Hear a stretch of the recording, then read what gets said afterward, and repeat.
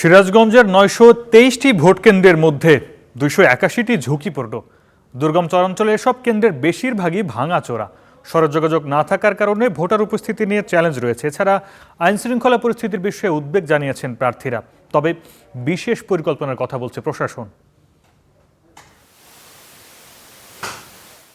সিরাজগঞ্জ সদর উপজেলার মল্লিকপাড়া গ্রামের নয়াপাড়া মেছড়া সরকারি প্রাথমিক বিদ্যালয় প্রতিষ্ঠানটির দুটি টিনশেড ভবনের একটিতে নেই জানালা দরজা।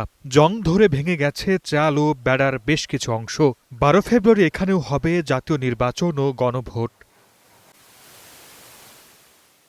জেলার ৯২৩টি ভোট কেন্দ্রের মধ্যে ১২৮টি দুর্গম চরাঞ্চলে, যার বেশিরভাগেরই অবস্থা এমন নাজুক। নির্বাচন কমিশনের তথ্য বলছে জেলায় ২৮১টি কেন্দ্র ঝুঁকিপূর্ণ। এর মধ্যে অধিক ঝুঁকিপূর্ণ ১৭৮টি। স্থানীয়রা বলছেন, নির্বাচন সামনে রেখে কিছু সংস্কার কাজ হলেও রয়ে গেছে নিরাপত্তা ঝুঁকি। পাঁচটাগাড়ি থেকে নৌকা যোগে আসবে, ওখান থেকে আবার মোটরসাইকেলে বা ঘোড়ার গাড়িতে মাল সামান আনা আমাদের স্কুলে পৌঁছানো যাবে। আর মালামাল আনার পরে থোয়ারও তেমন একটা ভালো পজিশন জায়গা নাই। এদিকে চরাঞ্চলগুলোতে সড়ক না থাকায় যাতায়াত নিয়েও দেখা দিয়েছে শঙ্কা। এ কারণে কেন্দ্রগুলোতে ভোটার উপস্থিতিও চ্যালেঞ্জিং।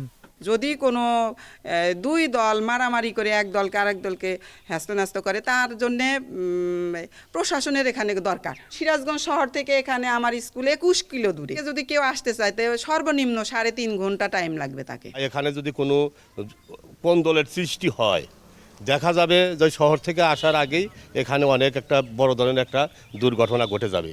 প্রার্থীরা বলছেন, দুর্গম এলাকায় আইনশৃঙ্খলা পরিস্থিতি কি হবে তা নিয়েও শঙ্কিত তারা।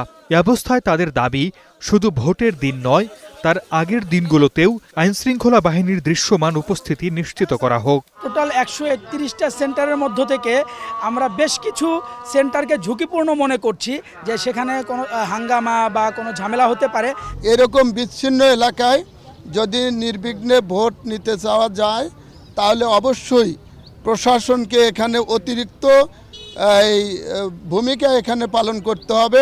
প্রশাসনের উচিত ভোট কেন্দ্রগুলো নিরাপদ করা, রাস্তাঘাটে নিরাপত্তা প্রদান করা, ভোটাররা যে এলাকায় বসবাস করে সেই এলাকাকে আরও নিরাপত্তা নিশ্চিত করা। চরাঞ্চল সহ যে সমস্ত ঝুঁকিপূর্ণ ভোট কেন্দ্রগুলো আছে সেখানে পরিস্থিতি নিয়ন্ত্রণ করার মতো পর্যাপ্ত প্রশাসনের লোক আগে থেকে সেখানে নিয়োগ দেওয়ার জন্য দাবি জানাচ্ছি। প্রশাসন বলছে, চরাঞ্চলের ভোট কেন্দ্রগুলোর নিরাপত্তায় অস্থায়ী ক্যাম্প স্থাপন, নৌ পুলিশ ও অতিরিক্ত টহলের পরিকল্পনা নেওয়া হয়েছে। একটা শান্তিপূর্ণ, নিরপেক্ষ এবং উৎসাহ উদ্দীপনার সাথে যাতে অনুষ্ঠিত হতে পারে সেই লক্ষ্যে আমাদের প্রস্তুতি আমরা সম্পন্ন করেছি এবং আমরা আশাবাদী একটি চমৎকার নির্বাচন উপহার দিতে আমরা সক্ষম হব। প্রত্যেকটা কেন্দ্রেই অ্যাটলিস্ট 3টি করে হলেও সিসি ক্যামেরা, আইপি ক্যামেরা লাগানোর জন্য আমরা সিদ্ধান্ত নিয়েছি।